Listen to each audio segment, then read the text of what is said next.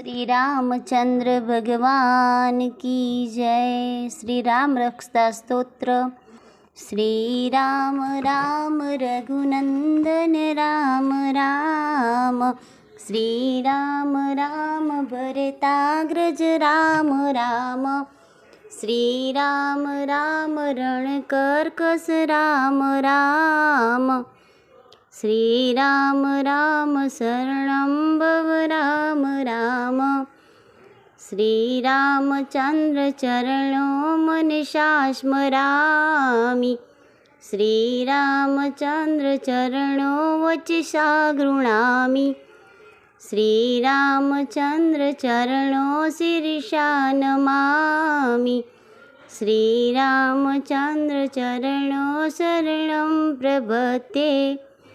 माता रामो मत्पिता रामचंद्र, स्वामी रामो मत्सखा रामचंद्र, सर्वस्वं मे रामचंद्रो दयालुर्, नान्यं जाने नैव जाने न जाने। दक्षिणे लक्ष्मणो यस्य, वामे च जनकात्मजा, पुरतो मारुतिरस्य तं वन्दे रघुनन्दनं, लोकाभिरामं रणरङ्गधीरं, राजीवनेत्रं रघुवंशनाथं, कारुण्यरूपं करुणाकरन्तं, श्रीरामदूतं शरणं प्रपद्ये।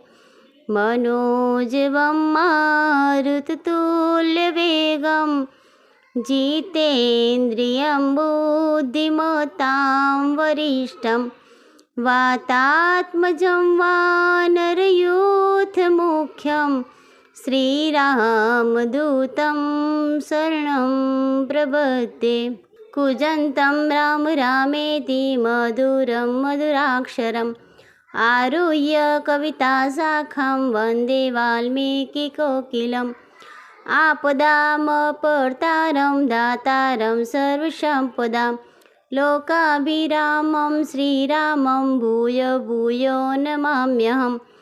वर्जनं भवबीजानां मर्जनं सुखसम्पदां, तर्जनं यमदूतानां राम रामेति गर्जनम्।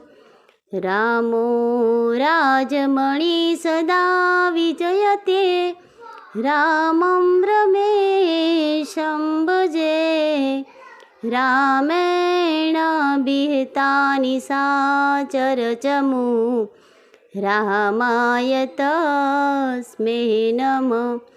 रामानास्ति परायणं परतरं, रामस्य दासोऽस्म्यहं, रामे चित्तलय सदा भवतु मे, भो राम मामुद्वर।